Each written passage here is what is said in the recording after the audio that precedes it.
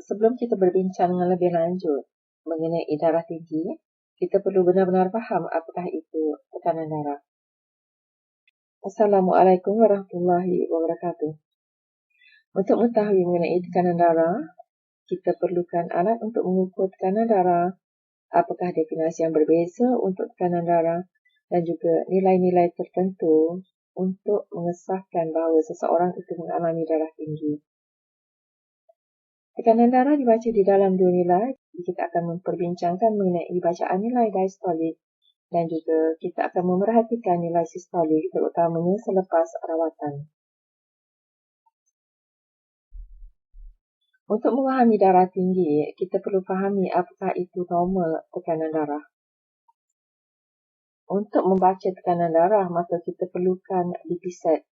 Ada dua jenis BP set, iaitu BP set digital dan BP set manual, di mana BP set digital akan tertera nombor yang memberikan nilai tekanan darah. Apabila menggunakan BP set manual, maka doktor perlu menggunakan stetoskop untuk mendengar bunyi yang dihasilkan, di mana bunyi ini akan memberikan nilai sistolik dan diastolik. Mari kita perhatikan apakah makna tekanan darah. Ada tiga nilai yang akan tertera pada BP set digital. Nilai atas adalah nilai sistolik, nilai yang tengah adalah nilai diastolik, dan nilai yang bawah ni adalah nilai untuk degupan jantung. Untuk menilai tekanan darah, maka kita hanya perlu memerhatikan nilai sistolik dan diastolik. Apabila kita menggunakan BP set digital, hanya nombor yang tertera. Jadi apakah bacaan pada BP set? Bacaannya akan bermula daripada 20, tapi sebenarnya pointer ini akan menunjukkan kepada kosong dan nilai tertinggi yang boleh dicapai adalah 300, di mana nilai sistolik maksima adalah 300 dan nilai diastolik maksima adalah 140. Mari kita perhatikan definisi tekanan darah. Buku-buku perubatan akan memberikan nilai sistolik sebagai tekanan ke atas pembuluh arteri akibat denyutan jantung, sementara nilai diastolik membawa makna tekanan semasa jantung berehat di antara pengepaman. Jadi bila kita menggunakan BP set manual, kita akan mendengar bunyi loop, loop, loop dan akhirnya bunyi dup. Bunyi yang atas tu, bunyi yang pertama yang kita dengar adalah nilai sistolik, sementara bunyi terakhir yang kita dengar adalah nilai diastolik. Jadi ini adalah definisi tekanan darah semasa pemeriksaan tekanan darah. Apabila kita bercakap mengenai darah tinggi, bacaan sistolik adalah untuk mengukur kekuatan jantung, sementara bacaan diastolik adalah untuk mengukur bukaan saluran darah. Untuk memastikan seseorang itu ada darah tinggi, sentiasa perhatikan nilai diastolik. Nilai diastolik adalah antara 60 hingga 140. Nilai ini boleh semakin rendah daripada 60.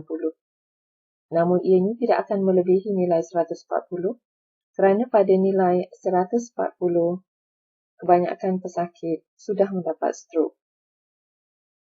Semakin tinggi nilai diastolik bermakna semakin sempit bukaan saluran darah. Untuk menentukan seseorang itu ada darah tinggi, maka mari kita perhatikan nilai diastolik. Nilai 60-90 adalah nilai yang normal. Nilai 60 hingga 100 adalah nilai yang normal dengan peningkatan usia. Nilai 90 dan 100 adalah nilai yang normal untuk seseorang yang sihat.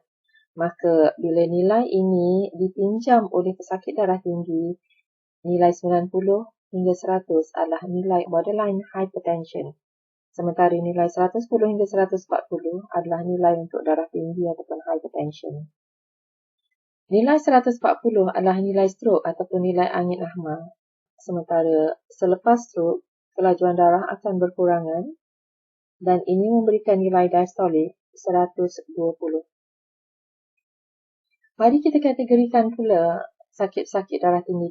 Nilai 90 ataupun 100 adalah nilai untuk borderline hypertension. Nilai 110 hingga 140 adalah nilai untuk sakit darah tinggi.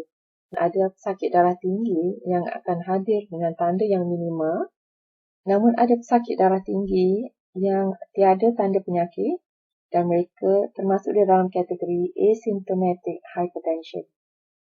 Jika ada pesakit-pesakit darah tinggi yang hadir dengan nilai diastolik 110 ataupun melebihi 110 dengan tanda-tanda darah tinggi yang sangat teruk, pesakit ini dikategorikan sebagai malignant hypertension dan rawatan kecemasan perlu diberikan untuk mereka. Semasa rawatan ulangan, maka pastikan nilai diastolik pesakit adalah antara 80 hingga 100.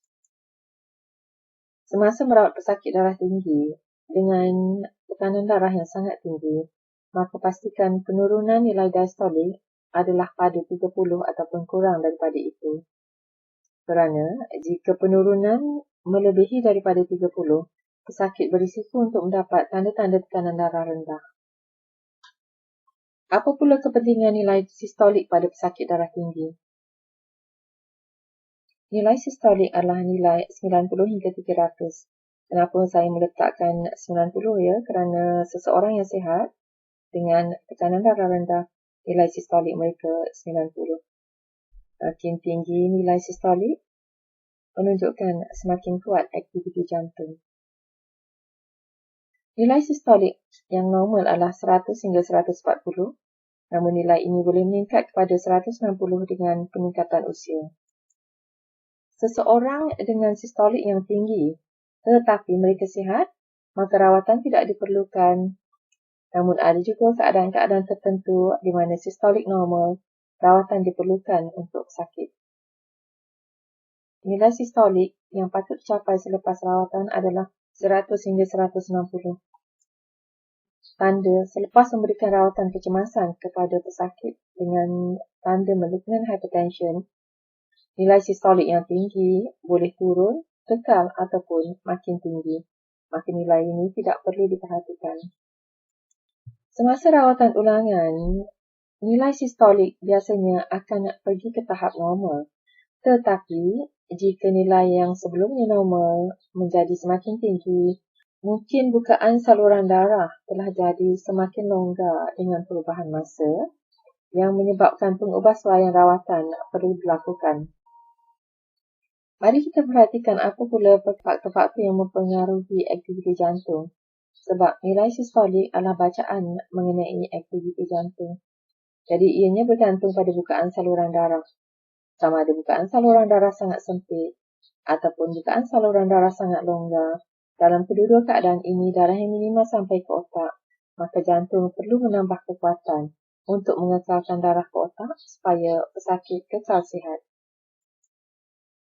Jika seseorang pesakit darah tinggi yang dirawat dengan ubat darah tinggi, isi padu dan agihan darah akan cukup, pesakit akan sihat, maka kekuatan jantung akan kembali normal.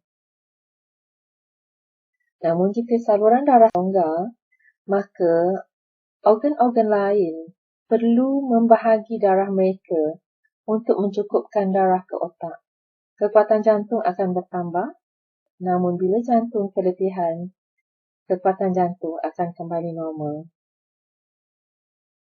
Bila saluran darah menjadi sangat-sangat longgar, agihan darah daripada organ-organ lain tidak lagi mampu untuk mencukupkan darah ke otak.